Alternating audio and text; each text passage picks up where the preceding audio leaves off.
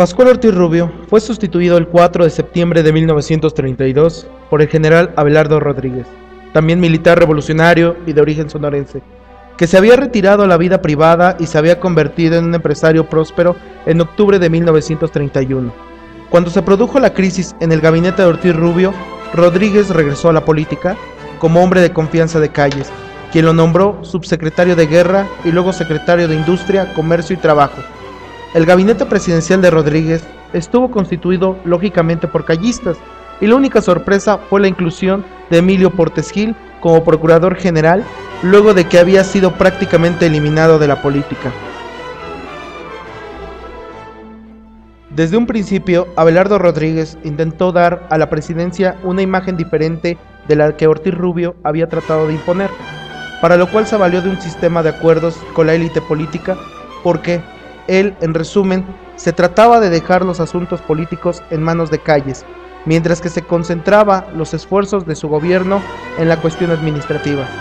De esta manera, la tarea de Rodríguez consistió simplemente en administrar el país, mientras que las grandes decisiones políticas, entre las que destacaba la selección del candidato presidencial del PNR, correspondieron al jefe máximo.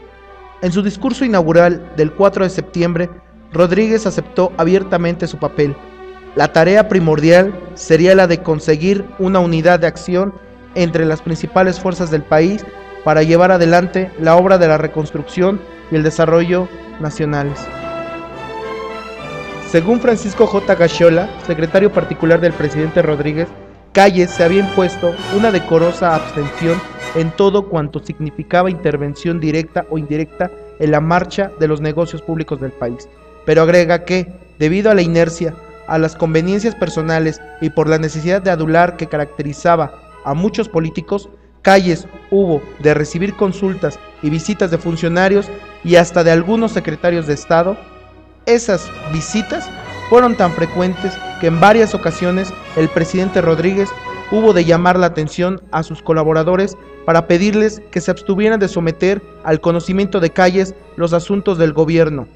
a menos que éste los llamara para plantearles problemas de su incumbencia. Pero los funcionarios no atendieron su llamado y Rodríguez decidió enviar el 27 de septiembre de 1933 una circular a los miembros de su gabinete para recordarles que él era el responsable del poder ejecutivo y no el señor general de división Plutarco Elías Calles.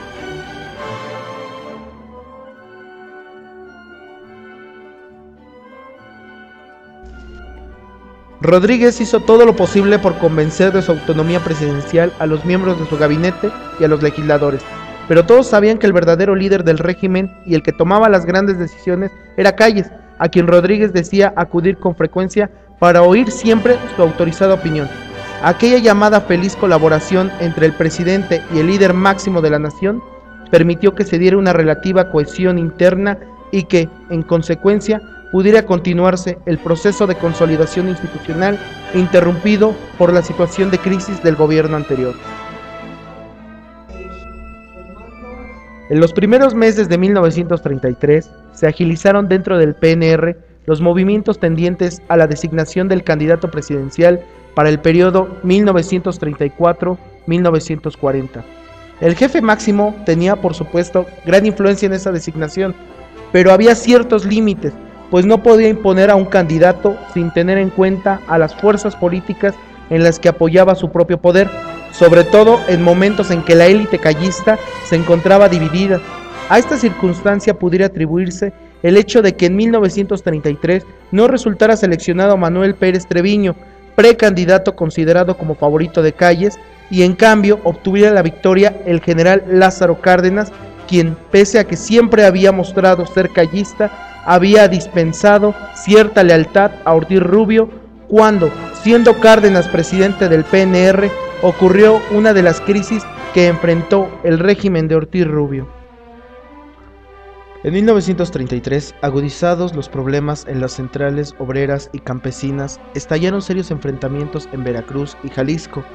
y las huelgas fueron frecuentes. Como respuesta, el gobierno estableció el salario mínimo industrial. Narciso Bassols, secretario de Educación, trató de implantar la educación sexual, clases de higiene en realidad, pero tuvo que echar marcha atrás. El evento más importante, tal vez el único en el gobierno de Abelardo Rodríguez, fue la convención convocada por el PNR en la ciudad de Aguascalientes a fines de octubre y principios de noviembre de 1933.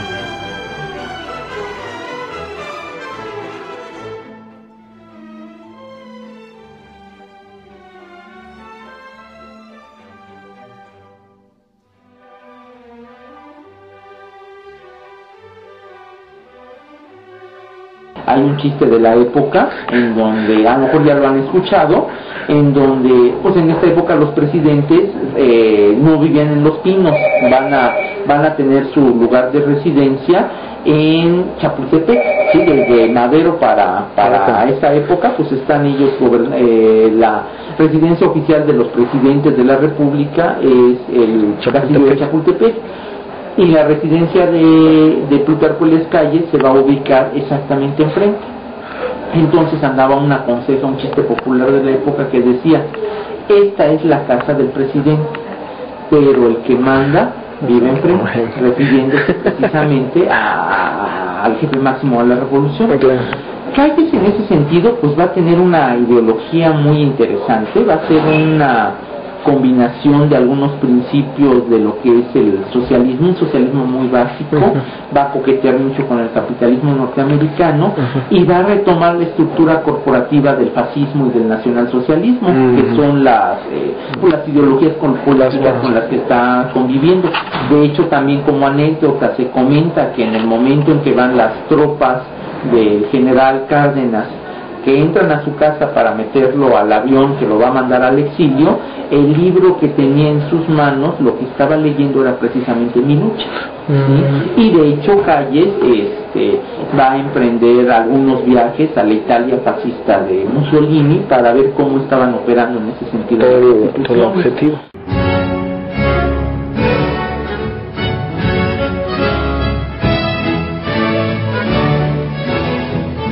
Yo considero que es el arquitecto, el fundador del México moderno, ¿no? Bien, claro, es una época en donde corre mucha sangre, hubo muchísima corrupción,